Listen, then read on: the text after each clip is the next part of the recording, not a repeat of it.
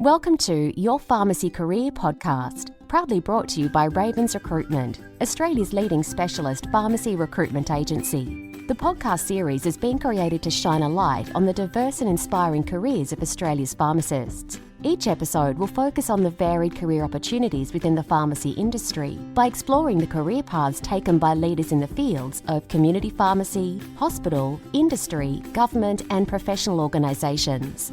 Careers never follow a defined path. Everyone's story is different and unique in their own way. The podcast series will help you discover the world of opportunities that exist and reveal pathways to achieve your dreams and aspirations. Whether you are a pharmacy student, early career pharmacist, or simply looking for a change at any stage of your career, the podcast series is designed to help you navigate ways into a career and a life that you love. Your host of the podcast series is Ali Su. Ali, herself a pharmacist, is now the founder of Global Pharmacy Entrepreneurs and a passionate advocate for pharmacists to grow, innovate, excel, and make a lasting impact in the world. It's now over to our host, Ali Su. Welcome to Your Pharmacy Career podcast. This is Ali Su. Happy World Pharmacist Day. It's wonderful to see global celebration of the vital role pharmacists play in caring for the health of our communities. Our hard work does not go unnoticed. Today, we're very excited to hear from the President of Pharmaceutical Society of Australia, Dr. Fay Sim. Fay is the first female national president to lead PSA since its federation in 1977. She is a senior lecturer and the coordinator of international engagement in the Curtin Medical School at Curtin University, Western Australia. Fay was awarded the Excellence and Innovation in Teaching Award in 2014, the PSA WA Early Career Pharmacist Award in 2018, and the National Early Career Pharmacists of the Year Award in 2019, all of which are testament to her commitment to patient care, learning and teaching, leadership in pharmacy, innovation in pharmacy service delivery, as well as peer and professional engagement. Success depends on the way you think. In this episode, we're going to hear Fay's thinking process and her pharmacy journey from a pharmacy student to the president of PSA. If you also want to create a successful pharmacy career and learn from Fay's experience, this is the episode for you. Without further ado, let's welcome Fay. Welcome to Your Pharmacy Career podcast. Congratulations on becoming the National President and Chair of the Pharmaceutical Society of Australia as the first female and the first from a diverse cultural background to be elected on this position. We are very curious and we want to know more about your pharmacy journey. Where did you grow up and what made you want to do pharmacy? Thank you, Ellie. First of all, thank you for your well wishes and the congratulations. I feel deeply humbled by this position that I'm in today, but I do want to say that I've been quite lucky along the journey. I've had very supportive mentors and a great team all around to support me to get to where I am today. So you wanted to know a little bit more about myself. I was born and raised in Malaysia, in the state called Johor, which is quite close to Singapore. So growing up, I would consider myself as a Malaysian / Singaporean background. And I came over to Australia, in Perth, in particular in Western Australia, when I was 17, and I did my year 12, my pre-university training, and then I did my Bachelor of Pharmacy at Curtin University. Tell us a bit more about your journey from being a pharmacy student until now being the president of Pharmaceutical Society of Australia. Thank you, Ellie. Well, definitely lots of ups and downs. So I mentioned earlier I completed my undergrads training in pharmacy at Curtin University in Western Australia. And when I was in my final year, in year 4, we had the option at that time to do an honours project. So I did an honours project with my supervisor at that time. And I thought, well, I really love teaching, really love research, and really like the whole academia side of things. But I wanted to graduate and complete my intern training, which is what I did. So I completed an intern training in a community pharmacy in Perth, which I really love, and I managed to gain a lot of new friends and experience through my internship program. But after that, so that was in 2008. So after that, after my internship, I obviously, I registered as a pharmacist and I practiced as a pharmacist. And my supervisor at that time convinced me to do a PhD. So I went back to university and enrolled in a PhD in pharmacy practice at Curtin University as well. So at that time, I was doing my PhD and I was working in the community pharmacy as well. And I started to pick up some sessional academic work. So I started to do some teaching, which I really enjoyed. So both my mum and dad, they were teachers. They've now retired, but they were teachers. So I suppose the teaching blood runs in the family. So I really enjoyed that part. And yeah, so so that was sort of between 2009 to 2014. So in 2014 was when my PhD was conferred. So I got my PhD at that time. And then in terms of the journey, I've always been quite passionate about community pharmacy practice. So I decided to stay and practice as a community pharmacist whilst I was an academic at Curtin University. But in 2016, I was elected to serve as a branch committee member of the PSA WA branch. And then in 2017, I was very lucky to be elected as the WA state president. So I served as the PSA WA state president between 2017 to 2021. And then in 2021, I was elected to serve as a national board director for the PSA. And then in July of 2022, which was just a couple of months ago, I was elected as the national president of the PSA. Wow, what a journey. And do you have any advice to students who are a bit shy? I'm not sure how to get into the society and launch themselves in a leadership position. Yes, Ellie, I think you brought up a really good point. So it was at PSA 22 in July, during my opening plenary, I explained to the audience, that I have always struggled in my whole life, in my whole career, with triple whammy. So triple whammy meaning my gender, so I'm a female, my cultural background, having a diverse cultural background, as well as my age. I'm 36. But still in the whole scheme of things, I don't really look 36, was what people tell me. So I do actually struggle with, the triple whammy my whole life, because I've always felt that I had to work, 3 times harder to be able to form the evidence and to prove myself to get to where I am. So I wouldn't downplay the challenge. I must admit the triple whammy has been a challenge, but my message now to people who share one or more of these whammies with me, or any diversity that you may be facing, is to not concentrate on these things, but to concentrate on the qualities of people. So instead of concentrating on what we can't change, so our gender, our cultural background, our age and all that, because those things should not be important. What is important in career should be the triple C: your capability, your courage, and your compassion. So every time when I struggle with any of those insecurities, I would then tell myself, right, just focus on what I can do and control the things that I can control. So what can I do to build my capability? What can I do to form my resilience and to be more courageous?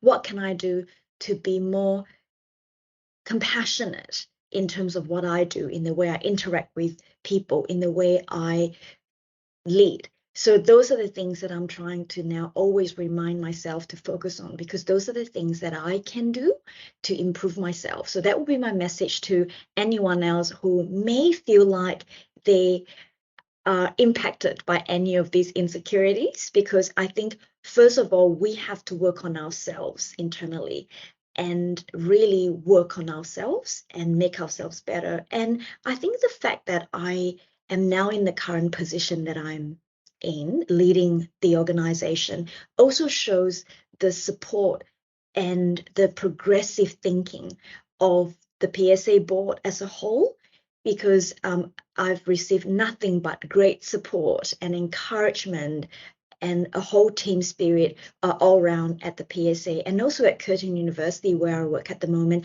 and also in my community pharmacy. So I do want to say that sometimes it's all in our head. So we first need to work on ourselves, build our own resilience, work on what can we do to make ourselves better. And people around us, you'll find that they will be supportive. So more on the more practical level, as our early career pharmacists, intern pharmacists, feeling really drained, burnt out, working on the ground in the community pharmacy, what are your words of advice to those pharmacists? Ellie, I am very aware of how burnt out our profession is at the moment. I mean, we've been in COVID for the past 2.5 years, and we've all been, not only have we been impacted by COVID ourselves, we have to put forward a very strong front and continue to practice to serve the community. So I do want to take this opportunity to thank everyone in our profession, to stay, to really hold the fort and really serve the community. I think that really needs to be commended and supported. In terms of, what can we do? I know how challenging it has been, but this is something I always share with people that I mentor and my students as well, is when someone in life, we will face challenges. We must not pray that we will never face any challenges, because there will be challenges, there will be ups and downs. But what we should be working towards is to be able to go through and move on from challenges. And what separates someone who is successful from someone who may not be is the ability to see the positive and opportunity in every challenging situation.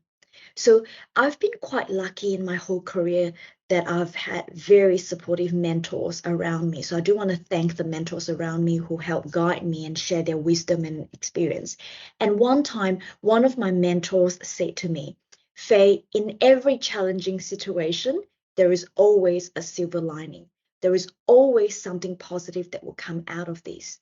So I reflected on that and I thought that is very true, because sometimes when we're in a very challenging situation, so right now, if we might feel like we're so burnt out, we don't know where we are in our career, there is always something good that can come out of it. But to be able to do that, we have to be able to see the positive in challenges rather than see the negative in challenges. Because if we can have the ability to see and extract the positives from every situation, then that's going to make us better, because that then's going to help us advance in our career and in what we do. And the other thing I like to share, Ellie, is I always share with my students the 4 Ps to be successful in pharmacy career. And I'm still learning that myself, but the 4 Ps that I really think if we can have those, it will really work. The first P is positivity, which is what I said earlier, which is to try and keep a positive outlook. Try and find the positive in every situation. If there is something that is negative in our situation, we should be asking ourselves, can we change that? If you're in a work environment that you're not happy with, is there something you can do to change? If there's something you can do to change, then move towards changing that. If you can't change that, that's not within your control, then think about what are the positive things can I get out of this? What are the lessons I can learn from this? Because next time I know when I'm in control, when I'm in the position, when I'm in the leadership position, I'm not going to do that. So think about what the positive you can extract out of this. And the second P is perseverance. So in our career, in any career, whether it's pharmacy or not, but I hope people stay in the pharmacy career because we need all of you all. It's perseverance, right? We will, in our career, it's like a long endurance race. It's a long thing. It's not like when you're at university where you study 3 modules and you do an assessment and then you go, all right, I've passed the assessment, I can move on. But in your career, it's a long endurance race. So, and often what you're trying to do, like say if I'm leading an advocacy, at the PSA, if we are fighting for vaccination role for pharmacists, let's say, and remuneration for pharmacists, we have to understand that we would not see an outcome immediately after just one piece of work. We have to be able to persevere, because often things happen after you persevere, after you've put in a long, consistent effort, and then that's when you're going to get good things out of it. And one of my favorite impressionist is Vincent van Gogh. So he once said, great things are not done by impulse, but by a series of small things brought together.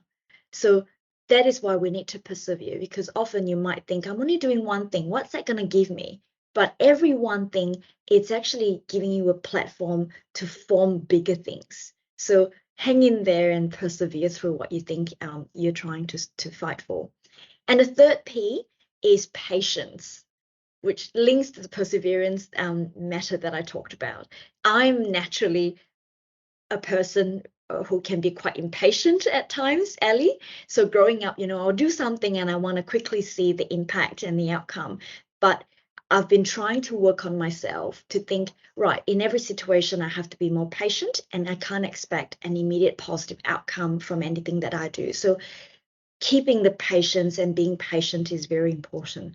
And the last P is passion. I really believe if you give 100% into something that you're trying to do, and that thing is something that you're very passionate about, you will do really well.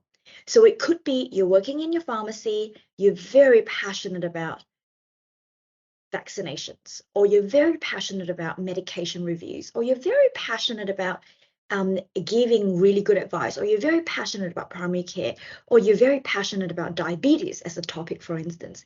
If you put your heart and soul and your commitment into what you're passionate about, I can guarantee you'll get somewhere, because passion is something that is so important. If you don't have the passion, you're not going to be able to get somewhere really good, because I believe that the universe will give you what you give the universe. So if you put in your 100% effort and you're very passionate and committed to what you're doing, you will be able to do good things.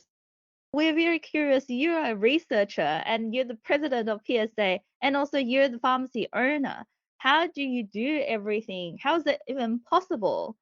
So I must say the only reason why I can do all of what I'm doing is a great team. So people who have worked with me would know that I do not like to work alone, and I don't think anyone should be working alone. I think in anything that we do, we must work in a team. So I've been really lucky that at PSA, we've got a great team. At Curtin University, where I'm an academic, where I do teaching and research, we've got a great, excellent, supportive team. In my pharmacy, we've got a great team as well. So the team spirit is something that I'm very big on. We must work together as a team, which is why since the start of my presidency, I've made a few posts and in social media and in interviews to say that everyone in our profession should work together. It doesn't matter what role you play, whether you are a pharmacy owner, whether you're an employee pharmacist, whether you are a pharmacist working in a hospital, whether you work for different organizations. We are one profession, so we must work together, because it goes back to that team spirit. So we must, if we work together as a team, once again, we will be able to achieve great things. And the other thing that people have said to me, which is exactly what you said there earlier, Ellie, is you said, how do I be what I'm doing at the PSA, do teaching and research and practicing, my pharmacy as a pharmacy owner and a practicing pharmacist? I think the mentality that I've been working on and what I really strive to achieve in my career is that those things are not separate items. They are actually synergistic. So they're not additive in terms of the amount of work that I have to do. I find that because they're all interlinked and intertwined, they're synergistic in nature, and they help me do better things in each sector. So what I mean by that is, say, for instance, when I'm teaching, because I practice in my pharmacy, I've got real life current practice experience. And therefore, I'm able to then bring those practical experience back into the classroom to make me a better teacher, because I can then give real life examples to my students to get them excited about what's happening out there and the relevance, practical relevance to what we're teaching them. So if students realize that, this is why I need to learn this, because this happens in real life. This is what I might be facing next time when I'm a pharmacist. It really helps them in their learning, and that gives me a lot of satisfaction as well. And similarly with research, if I'm researching and I'm practicing, I might find in practice there is a practice gap, something that needs to be improved in practice. And then I go, right, that helps to inform my demand-driven research to tell me, because I've got a problem to fix in real life, in practice, therefore I'm going to use research methods to try and find a solution, find an intervention to solve the problem. And then once I've done my research, then I have the opportunity to translate the research findings into policy and into practice. And that's when, in my role at the PSA, when I do advocacy, when I work with other leaders in the profession, we have an obligation and a responsibility to help to drive the profession forward and maintain the quality and the standard of the way we practice. So it's all interlinked and intertwined, if you know what I mean. So they do help to inform each other in everything that I do. So my message to anyone, to everyone in our profession is, don't ever think that once you're doing one thing, you're forever stuck in one thing. Think about how you can create a niche for yourself. Coming back to the 4 Ps that I was talking about, think about what are you actually passionate about? What can actually give you the drive? Because I can tell you, Ellie, there have been ups and downs and lots of challenges, obviously. And on the days when, I feel down and I feel tired and exhausted, what's going to get me out of bed? What's going to keep me going and go, right, I'm going to get up, get change, keep going and keep fighting.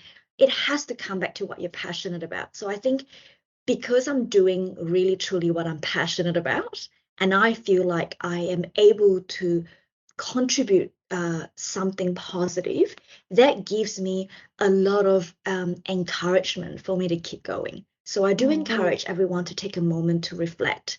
If you feel like you're stuck in your career, if you feel like you're at a crossroad, you don't know where to go or what to do, take a moment to reflect. You can take a walk at the park or just sit next to the beach, which is often what I do.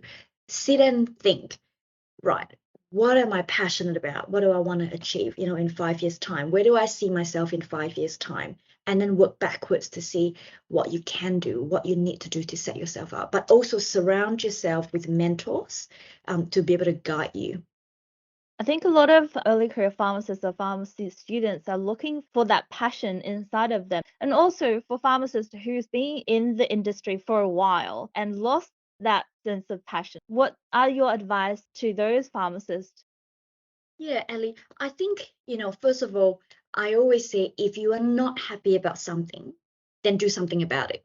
Rather than, if you think, oh, this is not good enough, so I want to run away. So don't have that mentality. If you're not happy about something, think about, what can I do personally to help change the situation, to improve the situation? So if you're not happy with your current career path, if you're not happy with the work environment that you're in, if you feel you're not satisfied in your career, then think about, what can I do to change the situation? And if you feel like the profession is going in a wrong direction, or you feel like there are things that can be done, well, then get involved. I always say the PSA only exists because of its members. We only exist because of us in the profession. And PSA is ours. It is our society. It's not a PSA versus you. PSA is you. PSA is us. So if there are early career pharmacists out there who think, I'm struggling in my career, I think the profession ought to take a different direction, then think about, what can you do personally to make that positive contribution? Which is why it is so important to be a member of professional organizations like the PSA, because the PSA actually is the only peak body representing all pharmacists across Australia, across practice settings. To me, what differentiates between my career as a pharmacist versus all other trades is my belonging to a society that will represent me and fight for my career and advocate for my, future path. So the first thing that people need to do is absolutely have that mentality that if you're a pharmacist and this is your profession, pharmacy is our profession, you must belong to a society. You must be a member of the society. That's step one. Because if the society is strong, then the society would have the capacity to advocate for you, because the society would have representation. Because when PSA does advocacy work, we can then say we represent every pharmacist in Australia, and ultimately that benefits all of us. And second, once you're a PSA member, is to put your hand up. Put your hand up to go up to vote, to do things for the PSA. Put your hand up, voice your opinion, positive or negative. It could be when things are going right, then say something positive. When things are not right, you feel there are things that can be changed and improved, then say something about it to help drive the profession. Put your hand up to come into the branch committee, be on the branch committee, serve on the branch committee.